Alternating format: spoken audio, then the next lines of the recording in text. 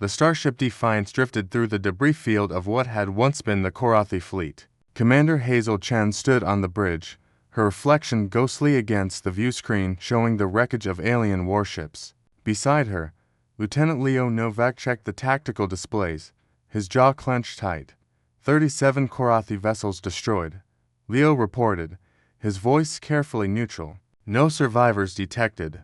Hazel nodded slowly. 3 months ago, such a statement would have filled her with horror. Now, it barely registered.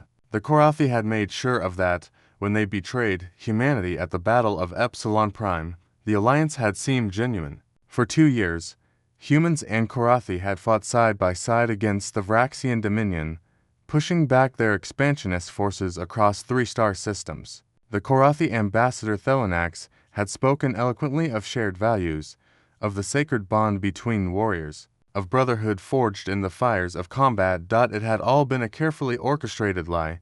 Hazel still remembered that day with crystalline clarity. The joint human Korathi fleet had been engaging a Vraxian stronghold at Epsilon Prime. Victory was within reach. Then, without warning, the Korathi ships had turned their weapons on their human allies. Simultaneously, Vraxian reinforcements arrived not to fight the Korathi, but to join them. The betrayal had been total, planned, devastating.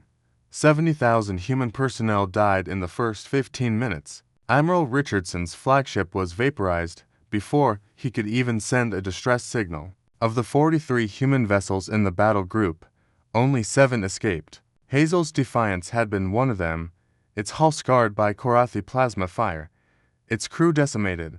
They sold us out, Leo had said in the aftermath, his hands shaking as he stared at the casualty reports. They made a deal with the Vraxians. We were just commodities in their negotiation.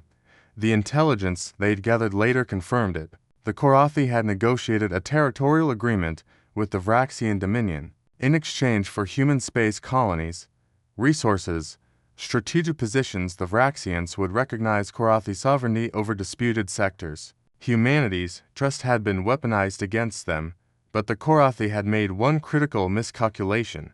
They had assumed that the betrayal would break humanity's spirit. They had assumed humans would retreat, negotiate, accept their new status as a conquered people. They didn't understand what they'd actually done.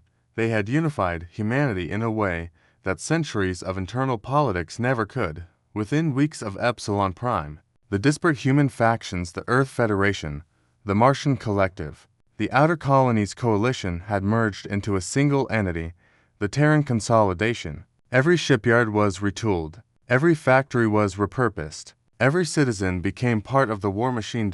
And humanity brought something to warfare that the ancient Korathi had never encountered. Complete industrial seizure.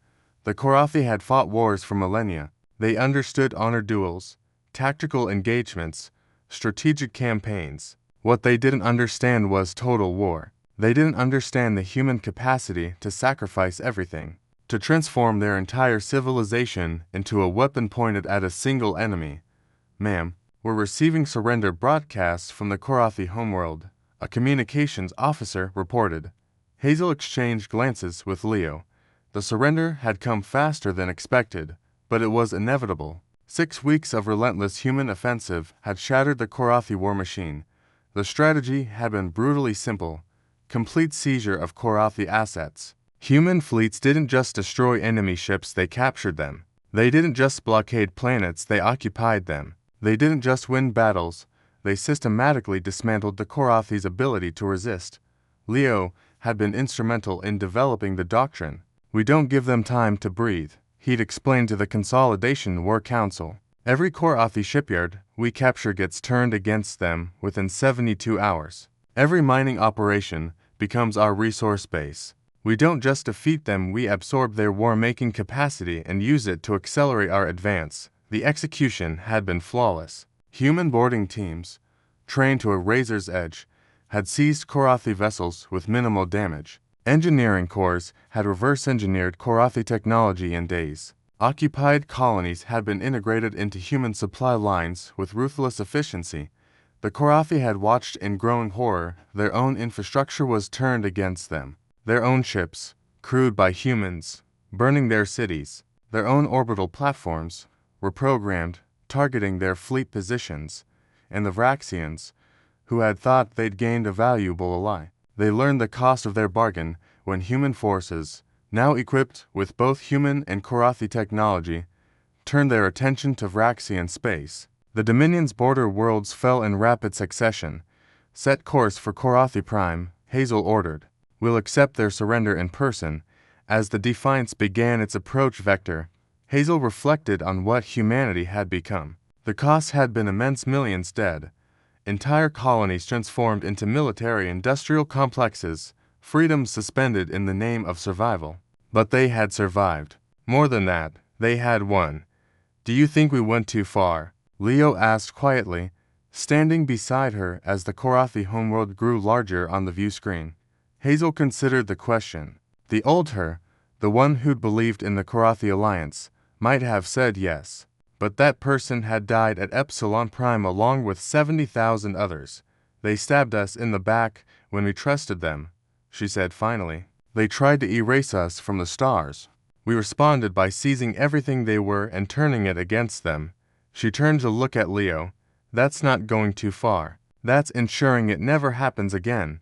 The complete seizure doctrine had been brutal, uncompromising, and terrifyingly effective. It had transformed humanity from victims of betrayal into the dominant power in this sector of space. The Korathi would rebuild, eventually, but under human oversight. The Vraxians would sue for peace within months, and the galaxy would learn the lesson that the Korathi had learned too late: betray humanity. And humanity doesn't just strike back. Humanity seizes everything.